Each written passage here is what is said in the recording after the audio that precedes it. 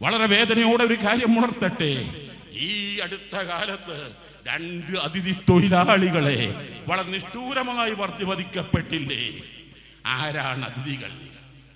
അതിഥി നന്നായി ഉണ്ണുമ്പോൾ ആതിഥേയൻ നന്നായി ഉറങ്ങും. അതാണല്ലോ ആതിഥേയം തമ്മിലുള്ള ബന്ധം.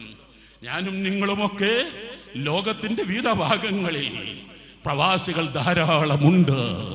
ആ പ്രവാസികൾക്ക് അർഹമായ പരിഗണന കിട്ടിയില്ല എങ്കിൽ നമ്മുടെ വേദനയും പ്രയാസവും എത്രയാണ്.